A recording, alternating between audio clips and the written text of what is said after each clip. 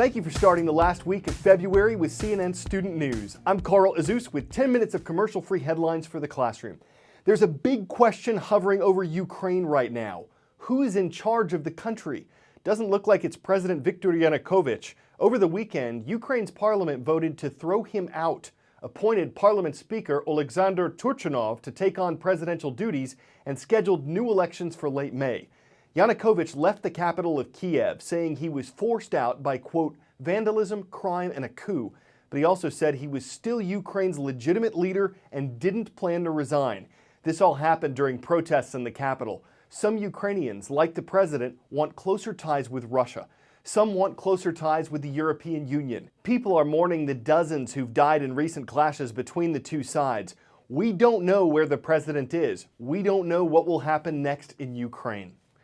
Our second story today, closing ceremonies from Sochi, Russia as the 22nd Olympic Winter Games officially wrapped up last night. Spectacular fireworks and large-scale choreography ringed the occasion. The Paralympics start early next month. As far as the final Olympic medal count goes, Russia got the most gold medals and the most medals overall, the first time a host country has done that since 1952. Russia has 33 medals. The U.S. took home 28 medals overall. And in order, with 26, 25, and 24 medals, Norway, Canada, and the Netherlands. But as the athletes headed home to nations all over the world, medals and the Olympic experience weren't the only things they took with them. Gus Kenworthy, a U.S. Olympic silver medalist in freestyle skiing, took home some dogs. 5 of them. There were thousands of strays living around Sochi in the lead up to the games. Kenworthy loves dogs. When a friend showed him a photo of 4 puppies and their mother who needed a home, he decided to adopt them, taking home a dog family to his human family in the States. The top judicial branch of the U.S. government is about to hear a case involving the executive and legislative branches. If Congress doesn't pass a law on a particular issue, how much authority does the White House have? That's one question before the Supreme Court. The other involves gun rights. There's no shortage of controversy before the court. On Monday, the justices could decide to take cases that could significantly expand gun rights. The National Rifle Association is challenging a Texas concealed carry law that bans anyone under 21 from carrying guns in public. The NRA argues the Second Amendment right of self-defense extends to responsible 18 to 20-year-olds as well. And the NRA is appealing a federal ban on selling handguns to minors, saying that also violates Second Amendment rights. After the Supreme Court recognized the individual right to have guns, the question became what type of limitations could be put on that right. Also on Monday, the court hears a case that could test the limits of President Obama's push to use his executive power when Congress won't act, this time on climate change. At issue, whether the EPA went too far when, without congressional approval, it limited carbon emissions from power plants, factories, and other sources of greenhouse gases beyond cars and trucks. On the constitutional side, this is a classic conflict between Congress and the White House. Congress has refused to give the president what he wants, and now the EPA is going it alone. Is this legit? In the U.S., the federal minimum wage is $7.25 per hour. This is legit. The United States government requires employers to pay workers at least $7.25 per hour. That's your answer, and that's your shout out.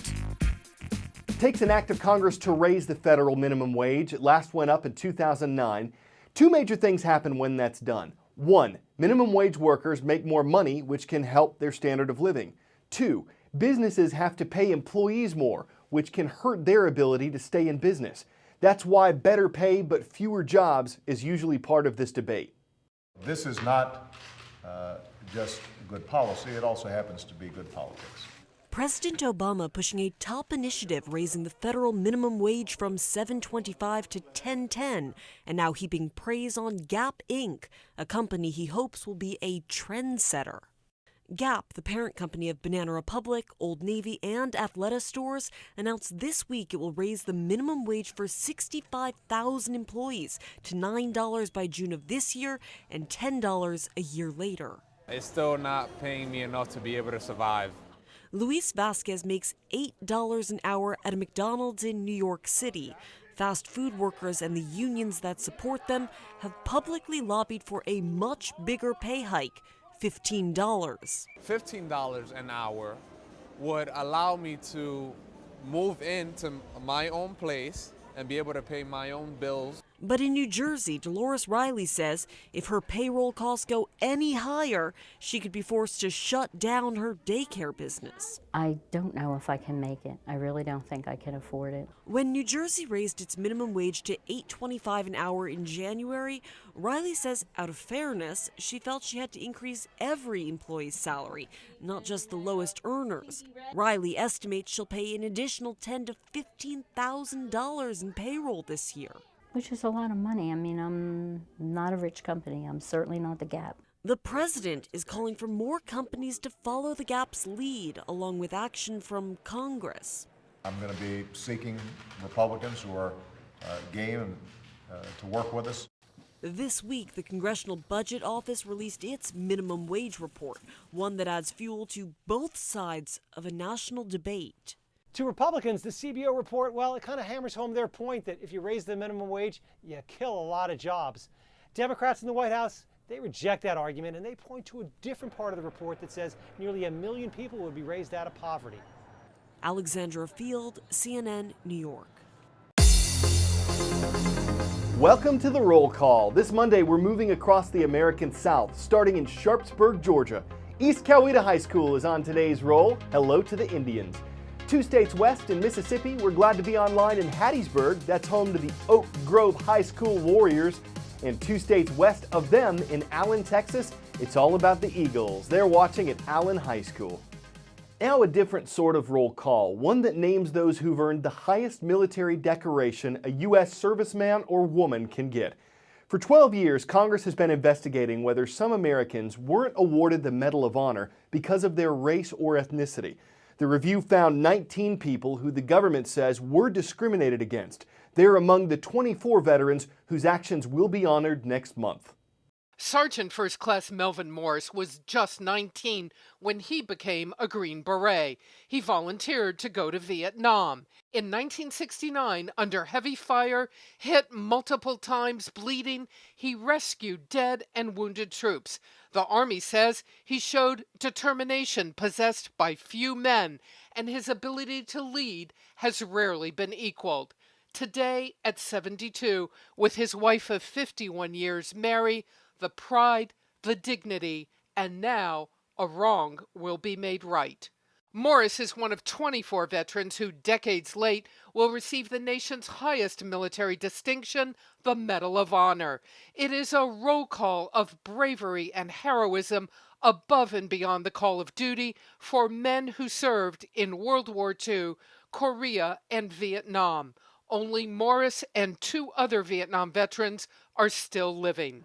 In 2002, Congress ordered a review of Jewish and Hispanic veterans' war records to find out who may have suffered discrimination and not been awarded the honors they deserved. Potential African American discrimination was also found. All are now being recognized. I had heard rumors to the fact that there were certain people who people thought should have received the Medal of Honor. Retired Marine and Vietnam vet Harvey Barnum received his Medal of Honor in 1967. His unit also under intense fire. With complete disregard for his safety, he moved to save others. Now, he has just one message for the Vietnam survivors. I look forward to putting my arms around them and call them brother and say, welcome home. Putting arms around someone and welcoming them home ties in nicely to our last story today. 3-year-old Bridget Carr had no idea what was in the large box during her birthday party. But this present unwrapped itself. Her dad had been deployed in Afghanistan for 4 months. When he found out he'd be coming home a couple weeks early, on the day of her party, he presented her with himself. He posted this on YouTube so other family members could see it, but it went viral as an excellent example of thinking inside the box. That'll box up today's edition of CNN Student News. We're back tomorrow. That should come as no surprise. We hope you'll gift to see us then.